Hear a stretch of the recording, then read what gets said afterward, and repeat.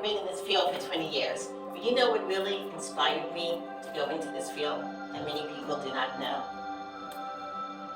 Well, I was actually an accountant at one point. And yes, and a long time ago. And I was pregnant and I was having a child and didn't know what to do. And I volunteered or even started at a pregnancy center. And that pregnancy center helped me. And I volunteered there, and that's what led me to be a therapist. And that pregnancy center was in Atlanta. It was kind of just like our mother's home. And so this brings, something that's really close to my heart. So I am a woman that's done all these things here, but I am a woman just like you guys, on the rise. These last 2 years have been pretty stressful, guys, for most of us.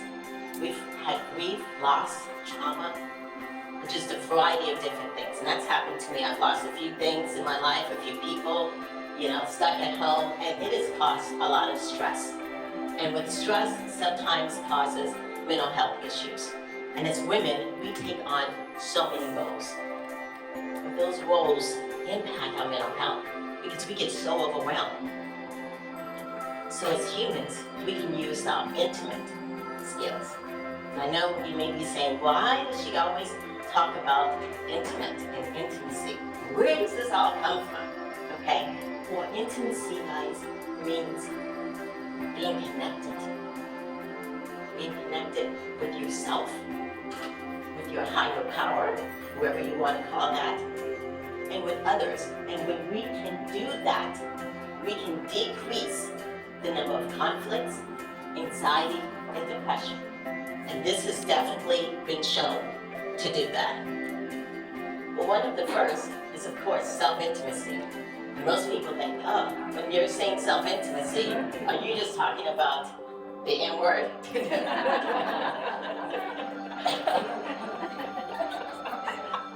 That helps. And it is a release, yes, definitely. Yes. Yes, it is a release and it does help. But it's everything all together. The first part, though, even with that, is what's in the mind, guys. Our consciousness is really just the tip of an iceberg. We have to be so careful. Now, our unconscious mind right now, we see everything that's even in this room that we're not even aware of. So we really have to be careful about what goes in our mind and what we are listening to and what we see. We also have to be careful what goes into our bodies. The food, working out also helps because that produces what we call serotonin. And serotonin helps produce good stuff and what makes you happy and what makes you mood stabilizer. The next, I'm doing 22. The next one is spiritual intimacy. So we all have different faiths in here. And that's important. One of the things that I believe was Nicole who said earlier is learning how to be mindful. And mindfulness means, as she was showing you, being in the present moment without judgment. And that's not necessarily just judging others, but judging ourselves. And when you're totally connected with your inner spirit, and your inner spirit, kind of like what you were saying earlier, can tell you your purpose. It's all a connection. So being intimate with your inner spirit is wonderful. Another thing that can help your mental health is aesthetic intimacy. Well, I just actually came back from Costa Rica. I do couples retreats. Yes. And when I was in Costa Rica, I saw this right here. It was two little dogs just enjoying nature and beauty. Yeah, how much time do you guys get out and enjoy beauty? When you do that, it really impacts your mental health. When you just enjoy the nature and beauty of things. Of course, giving back. Service, guys. When you're helping others, and especially at my mother's home right here is a great organization. When you're helping others, you're not so concerned about things that are in your life. You're not so focused on you. You're actually giving out, giving compassion. And this is a great way of also increasing and having a better mental health. Now, I know I just said about helping others and all that, but there's this thing here, and I think there's who I'm talking to, and even I have to be careful myself, is boundaries. It is so important to have boundaries in life. Because if you're a person who gives and gives and gives and gives, but you don't keep anything for yourself, you are going to over-exalt yourself. You're just not going to have anything. And in all the faiths, they talk about loving your higher power, but loving your neighbor as yourself. It is okay to have boundaries. Okay, boundaries is saying, hey, this is what I'm comfortable for. Of course, spending time with family is a great way of increasing your mental health. It's that connection. It's oxytocin you get when you're with family. Now, some of us come from great families, and some of us don't. Okay, which is the reason why we have boundaries. Yes. Yes, if you don't come from a great family, and maybe they kind of drain you, you've got to make sure you have boundaries and realize that maybe I cannot talk to them when I'm on empty, because they're going to bring me down a little. It's really important to have boundaries. Of course, it's good to also hang out with friends. Friends is another form, and friends can actually turn into family. So when you hang out with people, you gotta talk to them.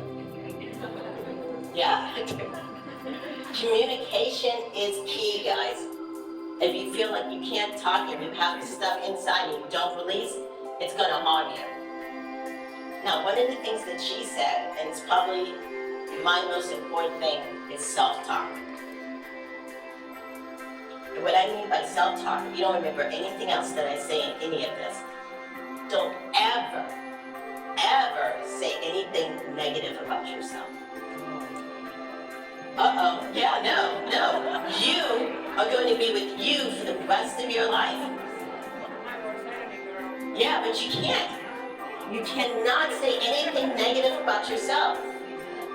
You're living with yourself for the rest of your life. And you may say, well, April, I make mistakes. I make mistakes too. I make mistakes every day.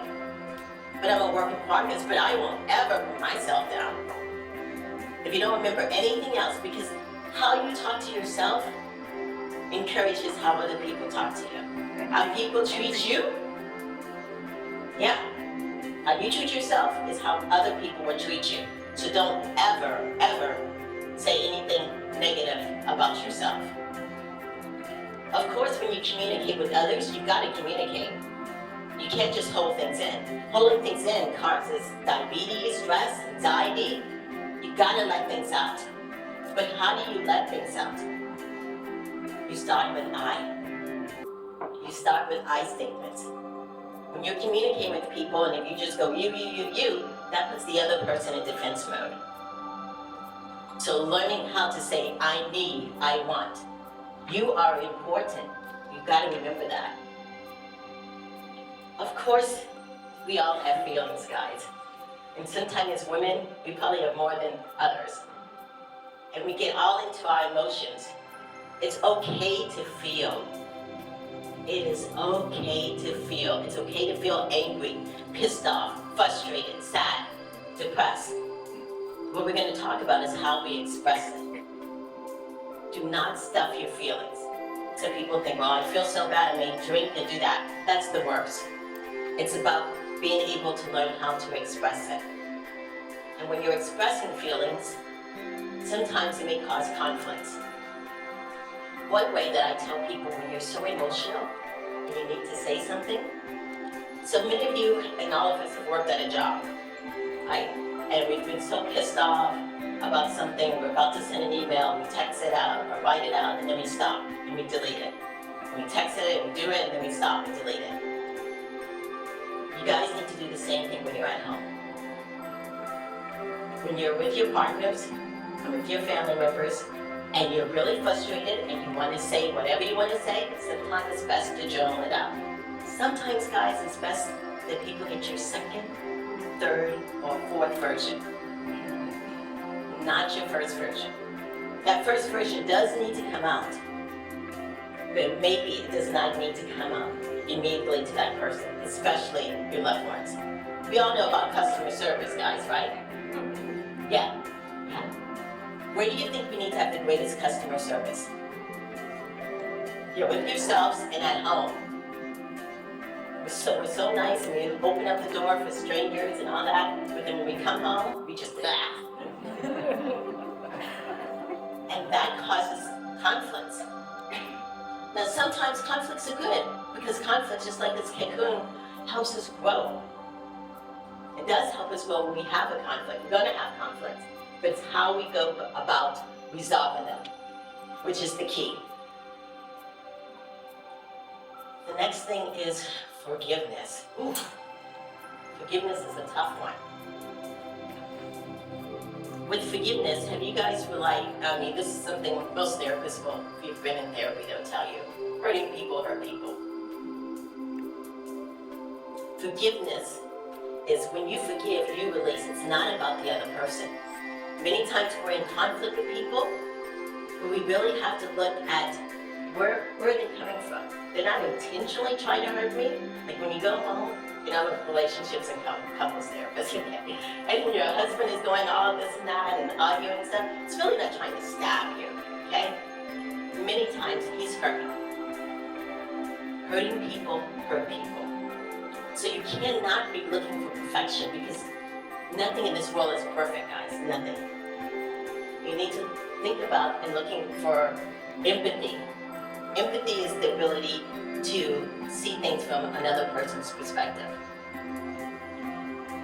The other part about forgiveness is ourselves. I sit in therapy a lot, and sometimes people are carrying things when they were 15. I slept with this person, I did this, I did that. You gotta learn how to forgive yourself, guys. Guilt is one of those things that will just tear you down. It's useless. You cannot, maybe in therapy we can talk about the past, we do, but we can talk about it and make pancakes out of it, but we cannot change it. You have to learn how to let go and forgive yourself, and remind yourself that you're a work in progress. Remember not to say anything negative about yourself. You're a work in progress. I'm sorry. What helps with conflict or forgiveness is also humor. Humor. When you laugh, guys, that produces endorphins. And endorphins actually reduces pain. Did you guys know that? It is your body's natural thing to reduce pain when you laugh. Yeah. So that is so great to do. The next thing that's really great to do is actually doing activities, recreational stuff, which means going out, having fun, playing tennis, dancing, swimming.